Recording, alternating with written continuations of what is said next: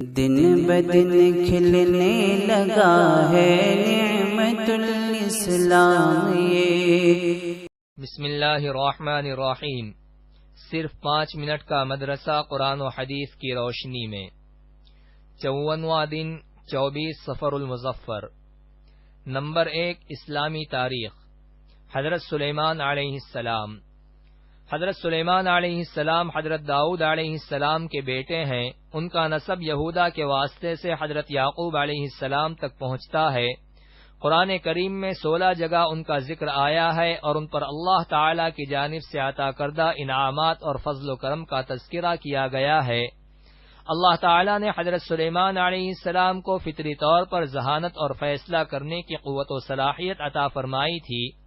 اسی وجہ سے حضرت داؤد علیہ السلام نے ان کو کم عمر ہونے کے باوجود حکومت کے بہت سارے کام سپرد کر دیے تھے اور خاص طور پر مقدمات کے فیصلوں میں ان سے مشورہ کرتے تھے۔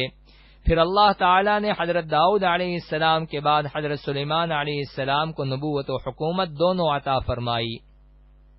نمبر 2 حضور صلی اللہ علیہ وسلم کا معجزہ، جنون یعنی پاگل پن کے اثر کا ختم ہو جانا۔ حضرت یعلا بن مرہ رضی اللہ عنہ فرماتے ہیں، میں نے رسول اللہ صلی اللہ علیہ وسلم سے ایک عجیب چیز دیکھی۔ واقعہ یہ ہوا کہ میں ایک مرتبہ رسول اللہ صلی اللہ علیہ وسلم کے ساتھ سفر میں تھا۔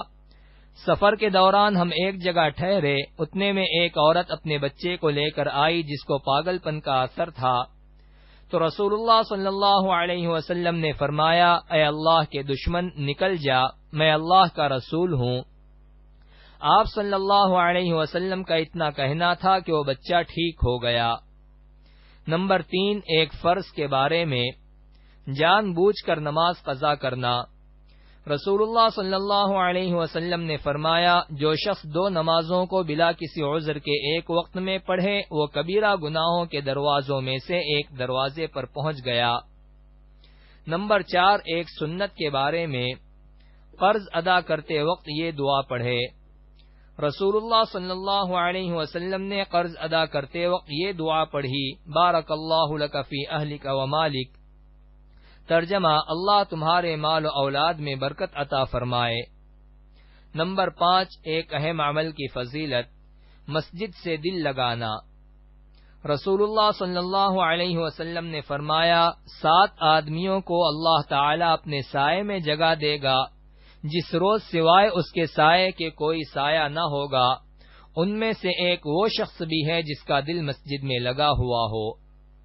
نمبر 6 ایک گناہ کے بارے میں، برے کاموں کی سزا۔ قرآن میں اللہ تعالی فرماتا ہے، جو لوگ یہ چاہتے ہیں کہ مسلمانوں میں بے حیائی کی باتوں کا چرچا ہو تو ان کے لیے دنیا و آخرت میں دردناک عذاب ہوگا، اور ایسے فتنہ کرنے والوں کو اللہ تعالی خوب جانتا ہے۔ نمبر 7 دنیا کے بارے میں، شیطان کے دھوکے سے بچو۔ قرآن میں اللہ تعالی فرماتا ہے، بے شک اللہ کا وعدہ سچا ہے، پس تم کو دنیا کی زندگی دھوکے میں نہ ڈالے کہ تم اس میں لگ کر آخرت کو بھول جاؤ، اور نہ تم کو دھوکہ دینے والا یعنی شیطان اللہ تعالی کے عذاب سے دھوکے میں ڈال دے کہ تم اس کے دھوکے میں آ کر اللہ تعالی کے عذاب سے بے فکر ہو جاؤ اور یہ سمجھنے لگو کہ عذاب نہ ہوگا۔ نمبر 8 آخرت کے بارے میں، جنت کے پردے۔ رسول اللہ صلی اللہ علیہ وسلم نے فرمایا، جب کسی جنتی کو پرندے کا گوشت کھانے کی چاہت ہوگی تو وہ پرندہ اس کے سامنے اس طرح حاضر ہوگا کہ وہ پکا ہوا ہوگا اور اس کے ٹکڑے بنے ہوئے ہوں گے۔ نمبر 9 طب نبوی سے علاج، مریض کا نفسیاتی علاج۔